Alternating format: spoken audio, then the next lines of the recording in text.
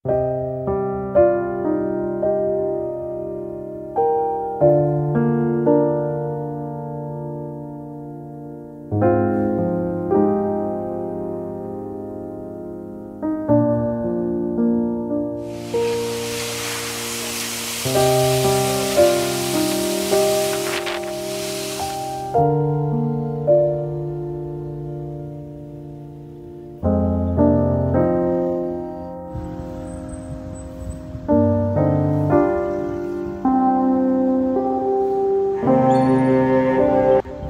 day after the Yolanda, on the 8th, early in the morning, people started to come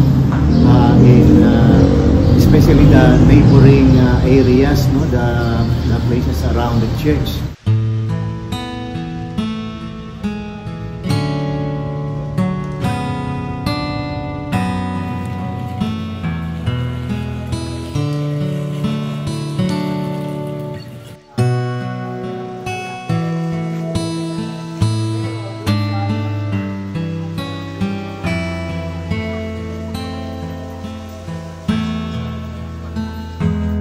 Pagkatapos po ng Typhoon Yolanda, lahat po kami, wala po kaming alam na may community organizing po na dumarating sa amin.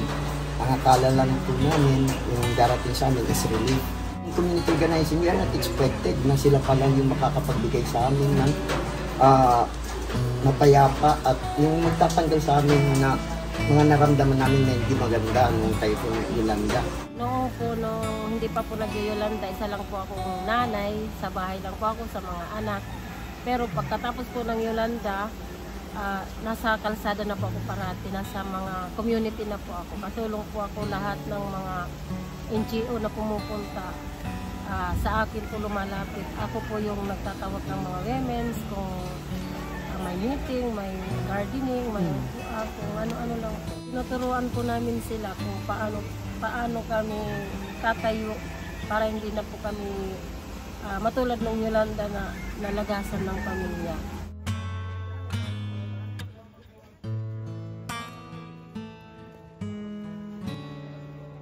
Super Typhoon Haiyan and Rai in the Philippines is in fact a strong reminder of the need of urgent action. And every minute counts in this fighting where political will is a fundamental key of success.